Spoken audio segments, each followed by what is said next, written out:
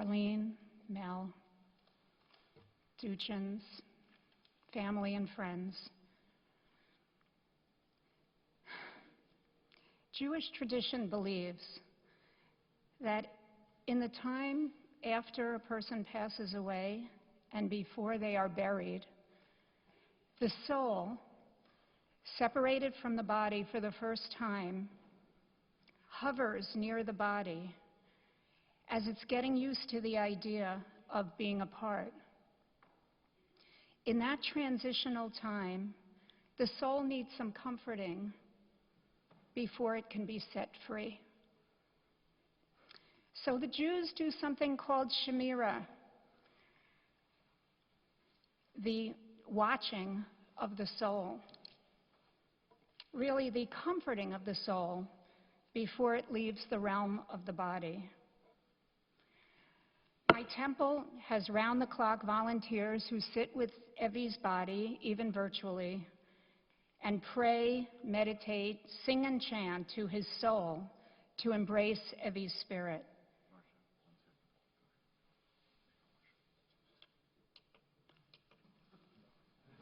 I see the light.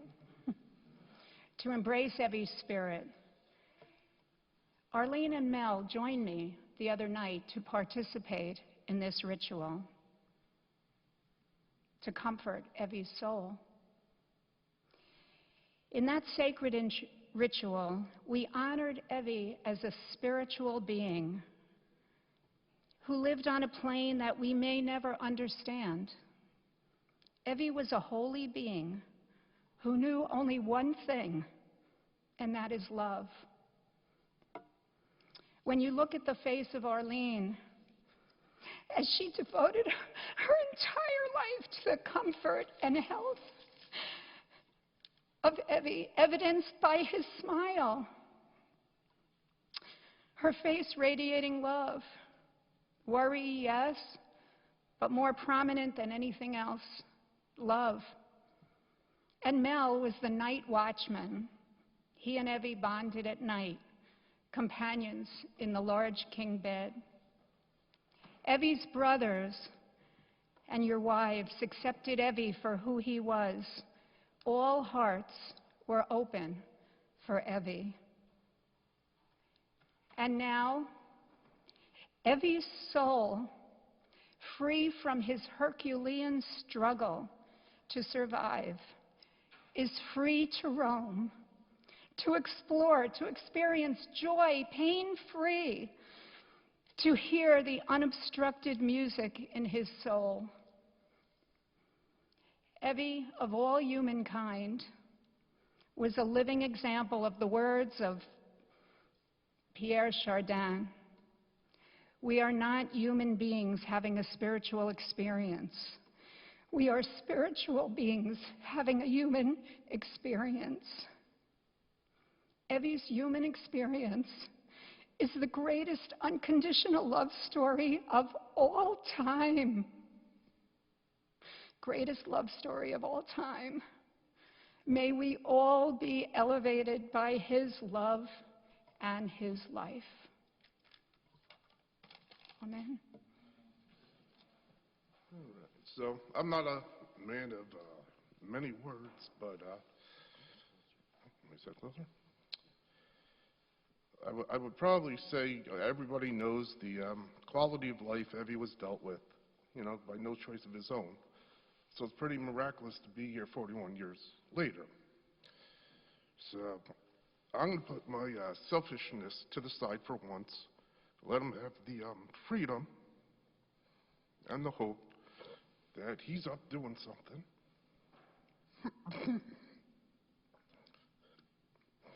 And be able to give my parents some time for themselves after taking care of them for so long. And hope he's out there, playing around, playing football. Sometimes I look at him as a baby, but he is 40, so maybe he should have a job by now. But other than that, I wish him the best. Farewell. Which of you is going to speak? Well, you know, he decided to have a bottle at the last minute, really throwing things off around here.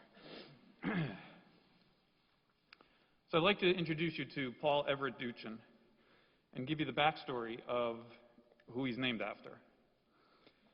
If you don't know, Paul's first name is after Paul Monteclaro, Christine, my wife's father, who passed away from COVID last year in April. Unfortunately, Paul never had a proper funeral service, so I wanted to take a moment to remember Paul, as he was an amazing man, kind, sweet, loving, helpful, easygoing. And I'd also like to acknowledge the fact that he didn't have an opportunity to be buried like Evie is having today. Everett is Paulie's middle name, and obviously named after Everett Howard Duchin. And really, I should say the one and only Everett Howard Duchin. And if you don't mind, I'm just going to have a quick conversation with Paulie over here. I suppose you guys could listen in. I know. Paulie, what I want you to remember is that you're named after two amazing people, and that your job in life is to live up to the name that you're honored with. Wow. Thanks. While you don't need to emulate either of them exactly, please take the best traits of both of them and carry them on. Please be kind to others. Please be helpful.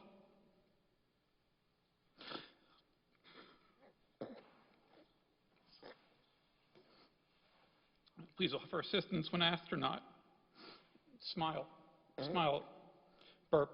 Burp. That's good. Get it out. Smile. Smile every day. Have fun. Rarely complain. Be stronger than what other people could even imagine you are.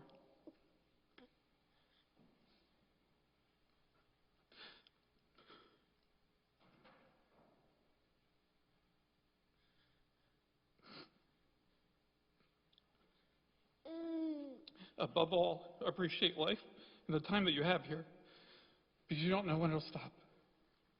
Appreciate the amazing support that you have around you and the love that people are there for you. We love you.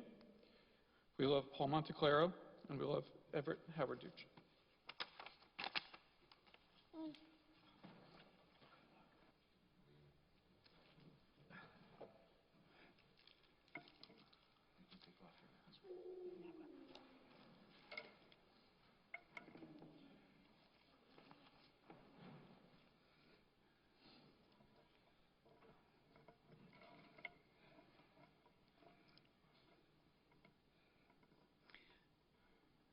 The reason I wanted to speak today is to talk about gratitude.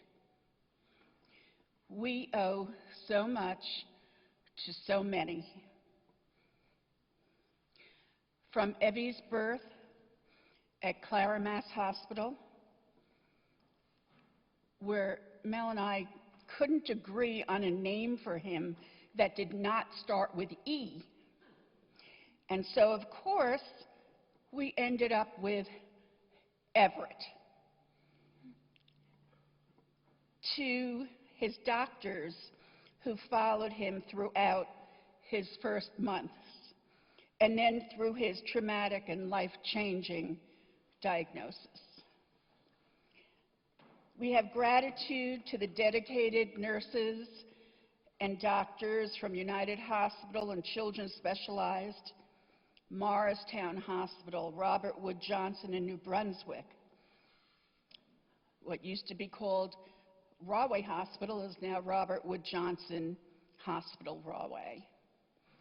Kindred Hospital and Clark Nursing Home. At Robert Wood Johnson Hospital, we felt a particular closeness to the staff, as Evie would go for trach changes every few months. We got to see our friends at same-day surgery, the OR, and the recovery. We would almost always bump into some nurse or somebody who worked and knew Evie from intensive care or from respiratory department, it seemed that every time he went, it was kind of old home week or day, I should say. We owe a big thanks to the transport people, Louie from Ambicab, Evie's physical therapist, Beth, the nurse practitioner, Grace, and the VNA nurse, Michael. We owe a huge debt of thanks to Evie's home care nurses, from Mary, Laura, and Teresa, to his present nurses, Doris, Mo, and Gloria. Doris, Mo, Gloria, you each took care of Evie in your own special way, but you all brought sunshine into his life. We know that there were some days that went smoothly and others that were quite challenging. We appreciate and are so grateful for your efforts and love. And by the way, happy Nurses Day. All of you sitting here today contributed in some small or large part to Evie's quality of life. From your cards, gifts, visits, calls, prayers, concern, you always asked about Evie. Many would say, don't forget to tell Evie I'm sending hugs and kisses. Sometimes you even visited him in the hospital or helped out with the other children so I could be with Evie. Evie had the best friends and neighbors in the world. And then there's family. My brother Jay, Alan and Donna, Bobby and Margie, Marcia and Steve. So much love. We could feel it through the phone, in person, and even on Zoom. You made him so happy. And his cousins, we always felt your love for Evie. Our children, Elliot and Lisa, Eric and Christine, Jared and Maria. Mel and I would be concerned about what would happen with Evie should something happen to us first. And you always told us the same thing. Do not put him in any place. We will take care of him. Do not worry. Well, I guess Evie didn't want you fighting over who will take care of him, if such a scenario arose. He wouldn't be able to choose. Every brother and their wife was so crazy over Evie. It would have been a difficult decision. You brought smiles to Evie's face. Even MJ, Eric and Christine's dog, and Hudson also loved Evie, as did two little munchkins, Jacob and Paulie, also brought so many smiles to Evie. They'd visit him in his bedroom, and sometimes Jacob would hop on the bed and watch TV with him. I want to thank Mel. No one gave nighttime smooches to Evie like Mel. That made him smile from ear to ear. If on an off day Evie didn't smile, I'd say to Mel, you see if he'll smile at you. Because he didn't at me, and sure enough, he did. Evie, I want to thank you for bringing so much sunshine into our lives. You were easy to love because you gave so much, all that you could. You communicated with the world with your being. No need for words. Evie, may you have a peaceful transition to the next world. We'll miss you. And I just do want to put in a word about the Chevra Kadisha, and I want to thank those volunteers who did sing to Evie and comfort and talk to him, and it was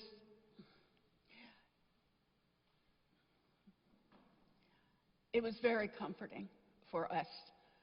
We were able to watch the person talk to Evie, and we were able to listen, and all the love that oozed out.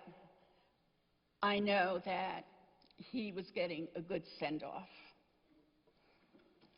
And lastly, I want to thank God for giving us 41 beautiful years of our son, Everett Howard Duchin. Evie, we love you.